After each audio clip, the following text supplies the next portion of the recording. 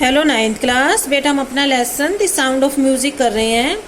हमने इस लेसन में एक स्टोरी पढ़ी थी एवलिन नाम की लड़की की, जो कि बचपन से बहरी नहीं थी, लेकिन धीरे धीरे कुछ उसकी जो नर्व है वो डैमेज हो जाती है। नर्व का मतलब कोई हमारी नस जो है वो उसकी डैमेज हो जाती है, ख़राब हो जाती है, जिसकी वजह से वो धीरे धीरे बहरी हो जाती है। 8 साल की थी जब वो धीरे धीरे उसका पता चला था कि उसको बहरा होना वो शुरू हो गई है। अब हम आगे पढ़ेंगे। एवलिन के जो टीचर्स हैं, जो स्कूल में वो पढ़ती थी, जिस स्कूल में, वो कहते हैं कि ये लड़की को सुनाई नहीं देता, तो आप इसे जहाँ पे बहरे बच्चे पढ़ते हैं वहाँ पे इसे पढ़ने के लिए भेज दो। But Evelyn was not going to give up. लेकिन जो एवलिन है वो हार नहीं मानती। She was determined to lead a normal life. वो कहती है कि नहीं, मुझे तो एक नॉर्मल लाइफ ही जीनी है, मीन्स जैसे नॉर्मल लोग करते हैं। And pursue her interest in music. और वो अपना इंटरेस्ट दिखाती है कि मुझे तो म्यूजिक में इंटरेस्ट है, मुझे म्यूजिक सीखना है। One day she noticed a girl playing a xylophone. एक दिन वो नोटिस करती है कि एक लड़की एक्सोलोफोन बजा रही है। And decided that she wanted to play it too. और वो भी डिसाइड करते हैं कि मुझे भी ये करना है, मुझे भी म्यूजिक सीखना है, मुझे भी ये बजाना है। Most of the teachers discouraged her. ज़्यादातर टीचर जो है उसके स्कूल के, वो उसे मना कर देते हैं, उसे निराश करते हैं, कहते हैं कि नहीं, तुम नहीं कर सकती। But percussionist Ron Forbes spotted her potential. लेकिन एक परशुनिस्ट था, मीन्स तबला बजाने वाला, जिसका नाम रॉन फोबस था, वो उसके अंदर उसकी दबी हुई प्रतिभा को देख लेता है। He began by tuning 2 large drums to different notes. वो शुरुआत करता है, 2 ड्रम लेता है बड़े, और उसमें कई तरह के गाने जो है वो बजाता है।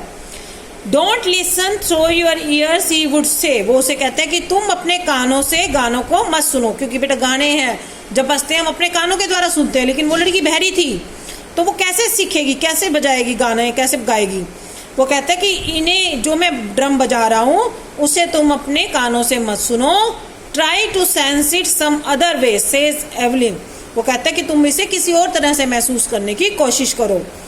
एवलिन कहती है, सडनली आई रियलाइज, जल्दी ही मुझे रियलाइज हुआ, I could feel the higher drum from the waist up. कि जब वो बड़ा ड्रम बजाता था, हायर वाला ड्रम बजाता था, तो मुझे वेस्ट, अपनी कमर के ऊपर उसे महसूस होता था।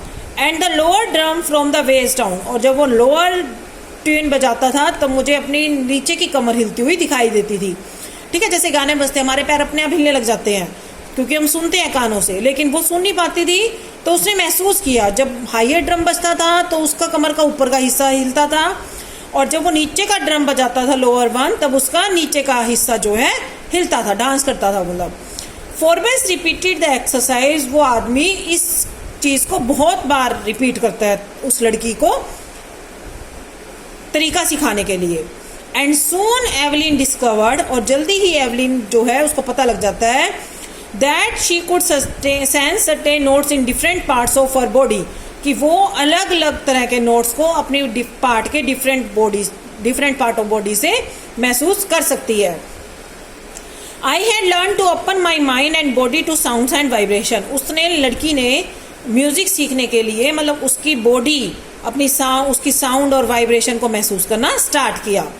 The rest was sheer determination and hard work. और बाकी जो है काम किसने किया, उसके डेटर्मिनेशन ने और उसके हार्ड वर्क ने, कि मुझे तो ये सीखना है। डेटर्मिनेशन का मतलब होता है किसी चीज़ पे अड़ना।